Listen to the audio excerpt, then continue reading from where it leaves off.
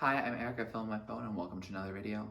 Today we are going to be watching and reacting to Katy Perry's Unconditionally performance at the AMAs, which happened in 2013. I know, it's been a hot minute since that happened, but I didn't see it and I was requested to, react to it.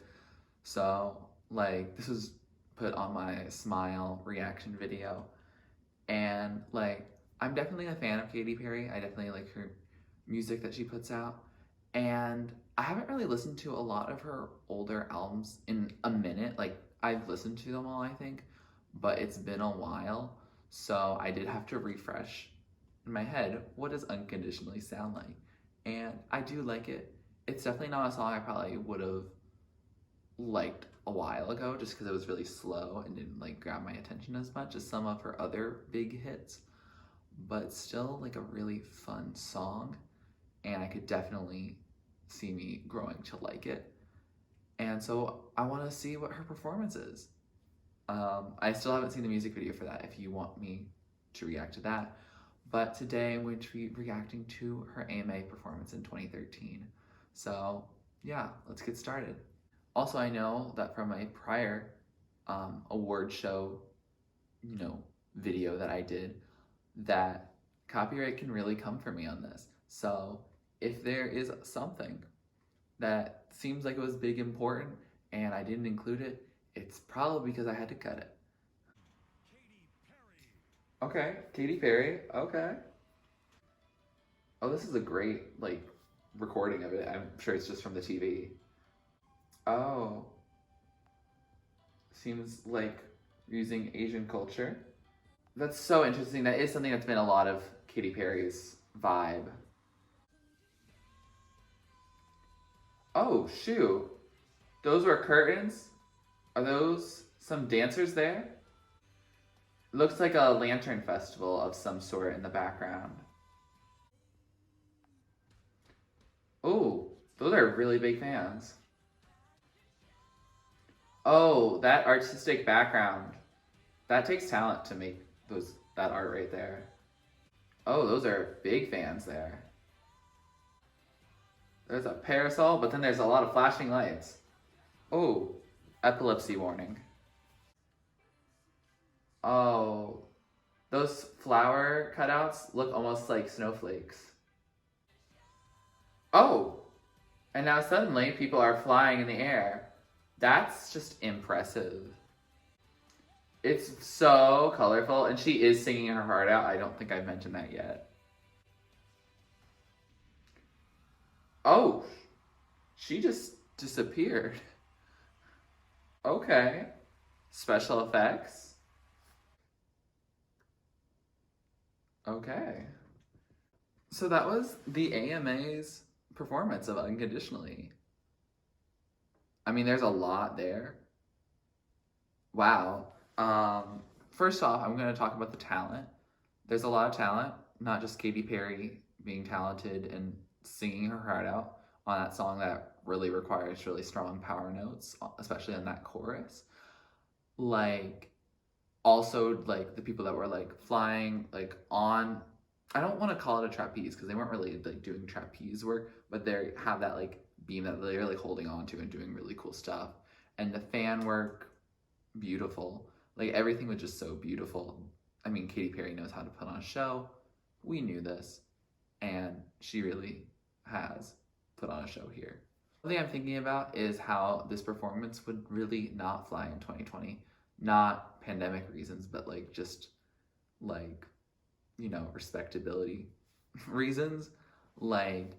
It definitely is interesting that there's a lot of Japanese culture represented here. It goes on the line of, is it cultural appreciation or cultural appropriation? And, as someone who's white, I can't fully answer that. I mean, she is pretty much dressed as a geisha, and while there's no actual yellow face going on, which is good if she had yellow face, obviously that's problematic.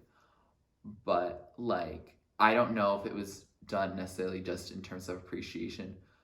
Katy Perry has had, issues with culture appropriation before. I know her Dark Horse music video, appropriating like Egyptian culture, and she's definitely not been afraid to appropriate cultures before. So I don't know. Like, I wasn't really paying a lot of attention to the rest of the people in her set, or I don't know their ethnicities, their cultural backgrounds. Like, I don't know if it was an all white group or if, like, she was like, I really want to, you know, do a service to Japanese culture in my performance, like, actually consulting experts and, like, hiring predominantly Japanese, like, dancers and Japanese, like, artists and, like, you know, actually, like, showing an interest in actually fully appreciating the culture and not just, like, using it because it looks pretty, you know? Like, I don't know. It's not something I have a lot of background on. I didn't hear about it when this happened. I probably barely knew who Katy Perry was other than, like, Roar, like, back then. So I don't think it's my place to say, but, like, definitely, especially if you remember this performance and what went down with it, like, please let me know down in the comments below what you think about this. Like, is this something that was, like, okay for her to do?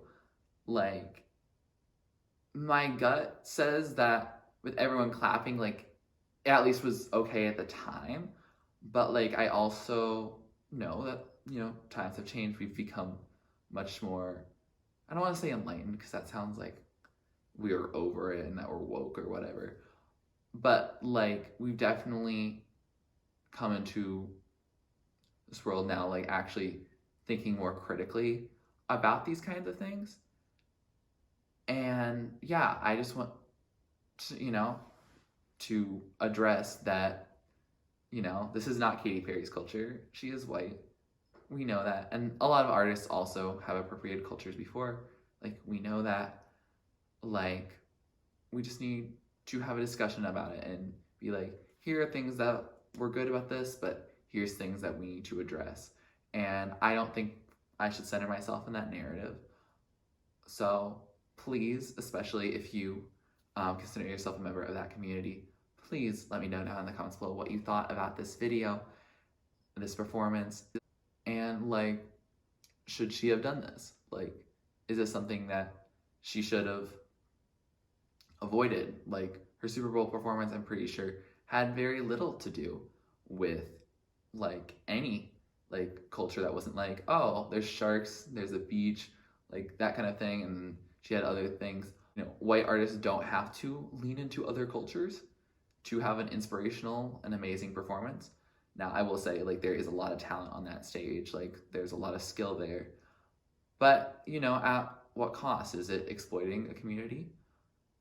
And, like, I don't want to fully answer that question. I would love it if y'all would, because, again, it's not my place to say. So ultimately, what are your thoughts? Please let me know down in the comments below. I'd love to hear from you. And again, this is another example of me filling someone's request, like, months after they requested it. So just because you don't see, like, your request being honored within a week, that doesn't mean I forgot about it. I've gotten a lot of requests and they've only added. So my hope is to get to as many as I possibly can. If you like this video, please like it. Please comment down below what you'd like me to react or listen to next. Please subscribe to my channel if you're not already and you'd like to be. And thanks for watching. This is TurtleStormer. Catch you later. It's storming turtles from out of the sky. Turtles don't need to know why. Smile big, open your eyes. It's storming turtles, it's storming turtles from out of the sky. Turtles don't need to know why. Smile big, open